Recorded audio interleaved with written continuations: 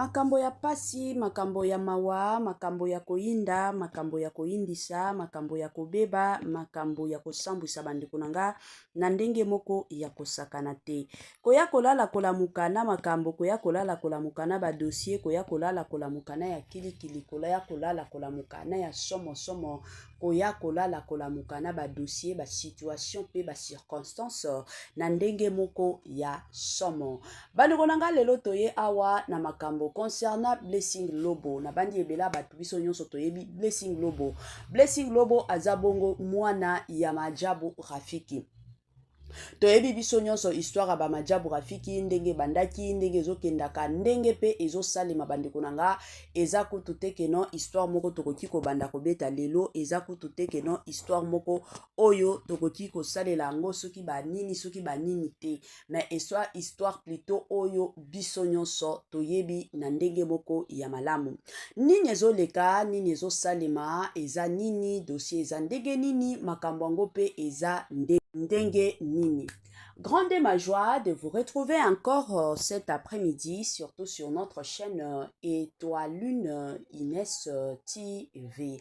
Salut chers bouchos, salut chers abonnés, salut chers connaissances, salut surtout les amis de Étoile Lune Inès TV. J'espère que vous allez bien. Quant à moi, je suis le bien, super bien, par la grâce de Dieu. Chers bouchous, chers abonnés et chers connaissances, yalelo toye lisusu bandeko nanga ka ndenge na yebisaka bino soki dossier ezali tokoya soki ya koloba ezali tokoya soki ya kobetela PCT ezali toyaka toujours soki tomonike awa makambo ezali awa ba dossier ezali awa situation ezali. Lelo Étoile Inès TV ayeli bino dossier toujours et encore ya Blessing Lobo bandeko nanga en tout cas na yaki kolala na kolamukaka boye na matière eye koyelanga na matière eye kokotelanga kande na yebisaka bino ezana ba matière mosusu oyo nga moko na bangaka eza pe na ba matière mosusu oyo nga moko na vandaka penza na lobi non il faut na sala matière oyo neti ya Blessing Lobo batu o batindela kinga en tout cas je m'étais dit que je suis censé et obligé ya koya ko sala émission oyo na koki ko vanda kimia te ke non na vanda batu non il fallait kaka na ya kosala ngo yango bomoninga na ye penza na kitoko nyonso na ye penza na ya somo nyonso pona komeka koya kosala émission oyo kaka ndenge esengeli bandeko nanga avant na ya kokota na mozindo ya dossier ekozala mwa malamu na ya nanu kosensibiliser batu na biso nyonso ya sika. En tout cas, si c'est la toute première fois, ya kokota penza na chaîne na biso, chaîne moko kitoko, chaîne yaba analyse, chaîne moko yaba information, somme. Je vous prierai surtout de vous abonner massivement. Abonnez-vous. Cliquez aussi sur la cloche de notification pour surtout recevoir les nouveautés de notre chaîne. Aimez la vidéo, la famille, commentez et partagez et kosala biso oyo penza tolobaka na biso chaque jour, chaque minute et pourquoi pas chaque seconde. Tokos makasi. Bambote nanga na mama chérie, ma maman d'amour, maman Eugénie Zemanga. Bambote nanga na Franès NM Franciel NM na système moko ya tokos tela kaka baza bana nanga moko. Voilà, la famille. Tokota na dossier ya Blessing Lobo, vidéo ye kokota langa. En tout cas, batu balobi mama Étoile yo moko kota dossier oyo toboyi biso koloba. Yo moko kaka ya koloba ya kosilisa makambo parce que ce n'est pas normal. Selon batu balobi, ce n'est pas normal. La famille, sans plus tarder, na tie la bino moi vidéo na coin kaka coin ya vidéo na biso moi coin boyo kabino moko makambo ndenge ezoleka nga na kozonga pona koya kosala na liste sur vidéo wana na kozonga parce que makambo eza ebele bolanda émission na biso tina suka boyoka makambo nini ba congolais bazoloba awa pona Blessing Lobo nini ya mabe ekomelié tolanda na no vidéo. Je m'excuse. Tozo bengi sa frère Blessing Lobo tango azoleka tozo yamba ye encourager ye pas encore pousser des cris de joie pour Jésus?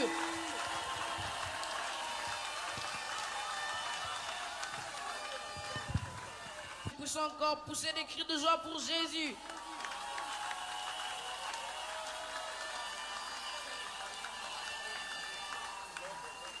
Maman Bozali. Maman Bozali. Na poso yo kaba mi lolo ya ba mama.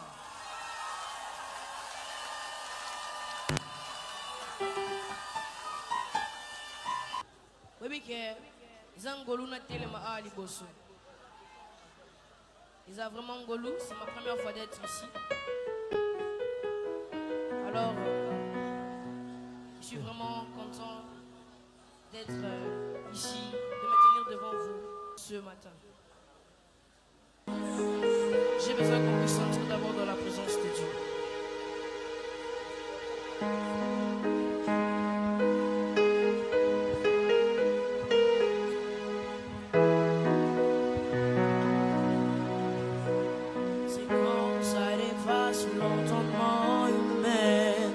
Tu te lèves, c'est alors que tu renouvelles ta bonté. C'est quand le sommeil devient si lourd que tu te lèves. C'est quand je suis faible que tu te lèves, que tu agis. C'est comme ma douleur ne fait que monter, que tu te lèves.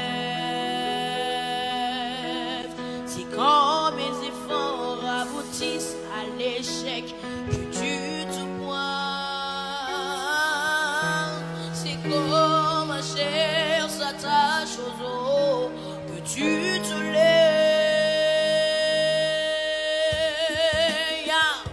C'est qui c'est qui obéissent les vents et tempêtes, qui agitent à l'ombre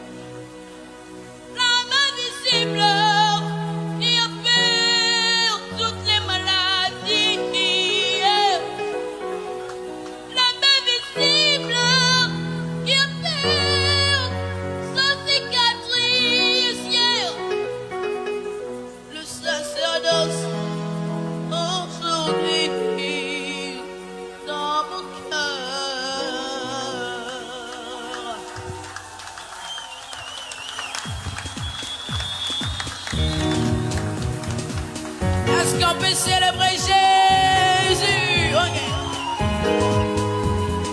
Je célèbre. Tozo bengi sa frère Blessing Lobo. Tango azoleka tozo yamba ye. Encouragez ye. Pas encore pousser des cris de joie pour Jésus.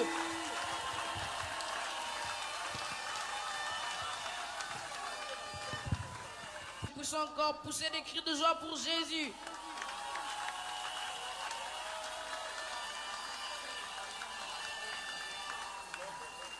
Maman Bozali. Maman Bozali. Na poso yo kaba mi lolo ya ba mama.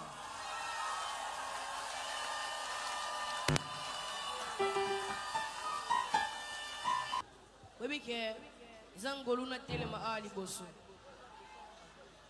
Ils ont vraiment Ngolou, c'est ma première fois d'être ici. Alors, je suis vraiment content d'être ici, de me tenir devant vous ce matin. J'ai besoin qu'on puisse sentir d'abord dans la présence de Dieu.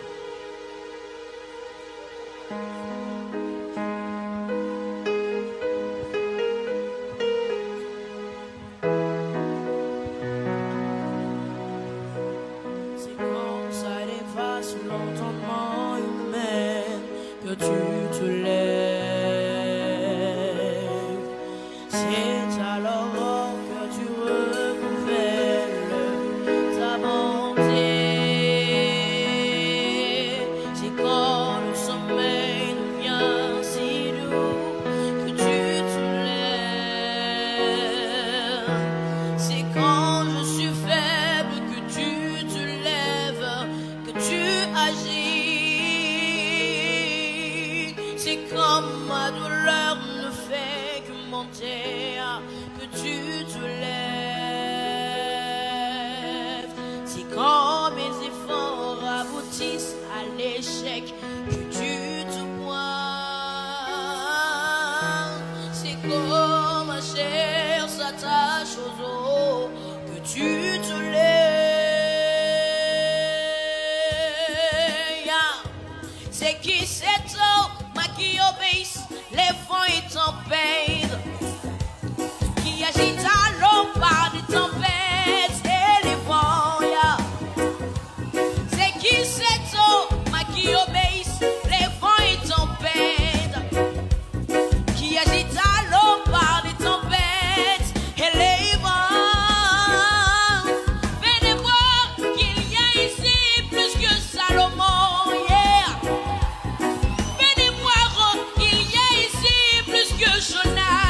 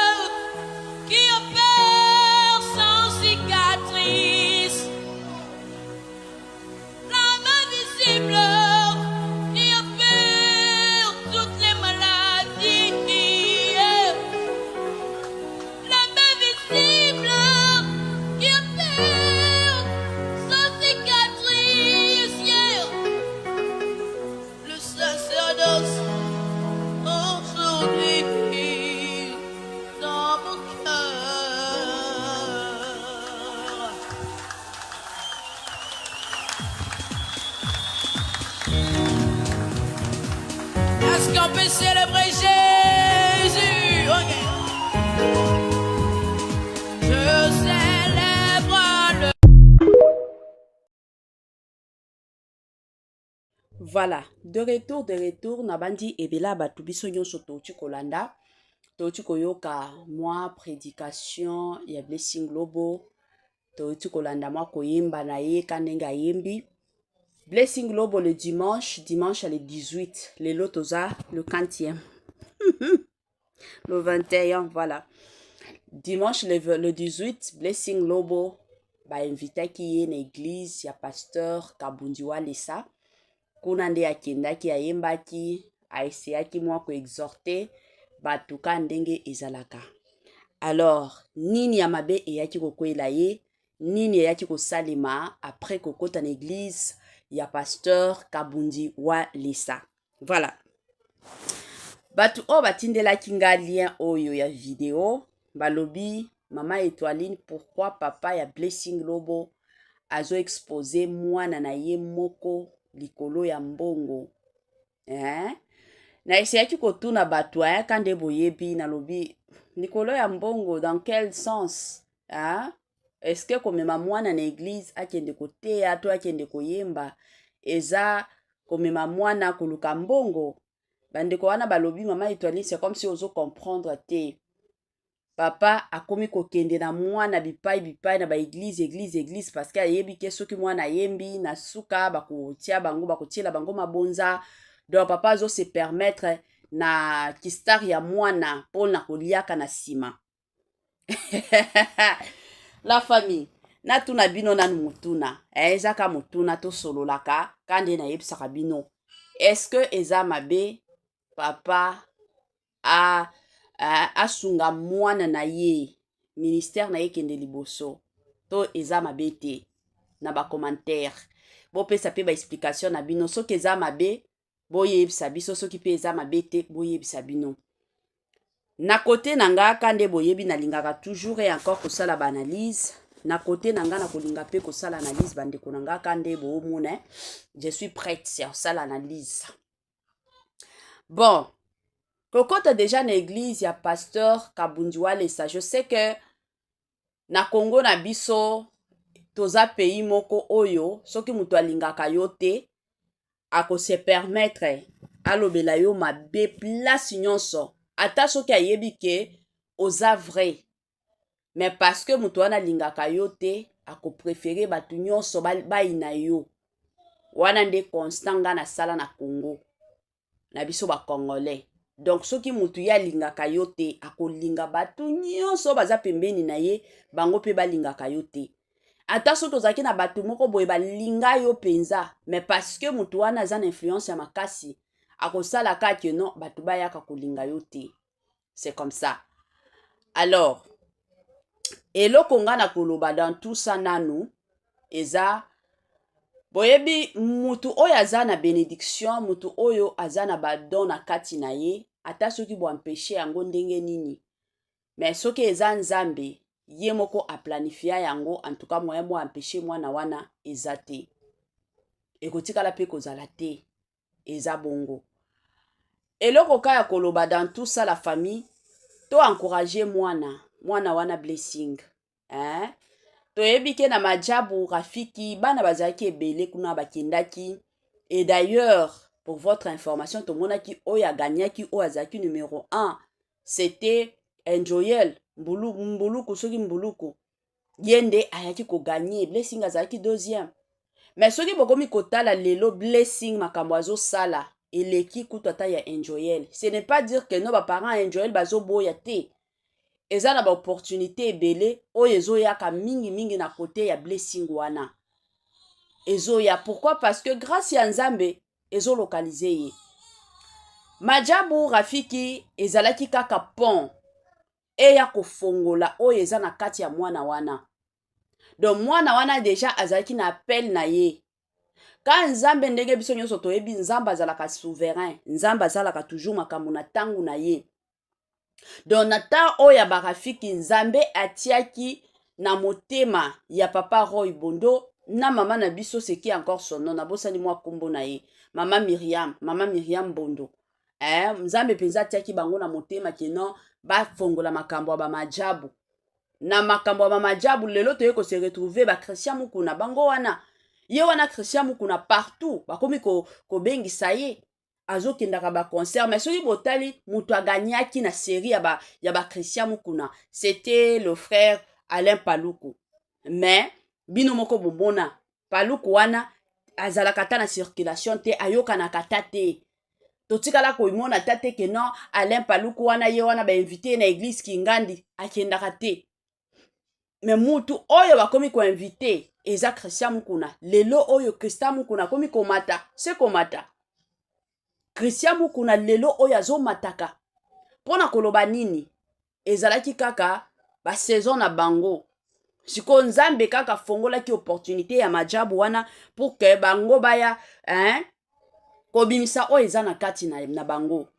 Je ne pense pas que selon ngai wana eza na ni selon nga. Je ne pense pas que papa ya Blessing akoki kondima que abandoliaka mbongo na sima ya mwana na ye. Si tel était le cas, je suis sûr et certain que toyebi biso nyonso ke aza pasteur. Alingaki akomisa ki po pasteur na kati ya mwana na ye. Vu ka yebi ke mwana nanga akomi star. Alingaki sikoyo abando salaka mingi mwana na abandaka kote abandaka ko filmer comme ça batu bakindaka na église na bango pour mwana na bango azoteya. Mais oyo papa wana azo sala eza que ministère waza na kati ya mwana efongwama de plus. La famille, kande boyebi, vanité de vanité, kande boyebi, toza ba pèlerin na se ya moyi. Papa ya Blessing, ayebi ba jour na yete, ayebi ba mois pour ba année o etikali po na yete. Un vrai parent, aza mutu oyo abongisaka nzela ya mwana na ye. Kado ya makasi oyo koki kotikela bana na yo na se ya moyi eza kolakisa bango nzela ya Nzambe.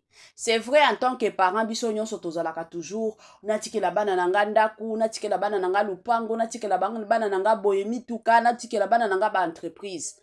C'est vrai koki kotikela bana na yo biloko wana nyonso. Mais soki bayebi Nzambe te yango bomonaka bana mosusu ba parent bakufi bango pe bakomi komelaka ba masanga, bakomi komelaka ba diamba. Siko soki déjà bana bakomi na ba niveau ba masanga ba diamba, c'est fini. Ata ba bomengo nyonso o tika eko servir na bango na eloko te. Ba bomengo na bango wana nyonso mona ka bakomi koteka na ba entreprise ekomi kokweya. Pourquoi? Parce que bazana kibonzambe na kati na bango te. Mais bana oyo yo tikeli peut-être yo parents ozalaki na yo na bomengo te. Ozalaki na yo na ya malonga te. Mais oye kotikela bana na yo Nzambe. Bana bayebi Nzambe bayebi ke si kasoki makambo ezo marché te na kokendolele pa ya Nzambe. Mais bana wana ti bakokolaka. Bana wana ti bakokolaka. Bakoyeba keno ndenge eza boye. Eza soki makambo ezo simba te. Il faut totia mabolongo na sie tobelela Nzambe. C'est comme ça.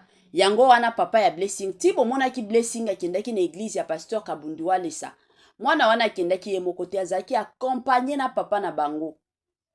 Ba église nyonso babengisaka mwana wana azalaka toujours accompagné na papa na ye, na papa na ye accompagnaka ye, na mama na bango azalaka. Eza te ke non azaka mwana moko akendaka ye moko te, akendaka ye moko te. Biso ba Congolais tozalaka na makanishi ya komona ke tango ake na église bongo eza mbongo bazofuta bango avant majabu ezala. Avant mwana o Blessing azala. Et pas na bango babando vivre te. Babando vivre. Papa na bango babando bunda. Mike azole sakabana na azola sakabana na ye. Ezate ke non na kibostar ya mwana yango wana nde wana ekomi koliesa bango te. Avant majabu, avant Blessing wana azala star. Et pas na bango babando lia matin midi soir. Mwana wana bando kende école. Mwana wana papa na bango bando futela ye classe ezate ke no aza mwana moko o papa na bango atikala ko futela ye classe ti. Ti na anglais mwana wana ba école ba anglais mwana wana zo kendaka.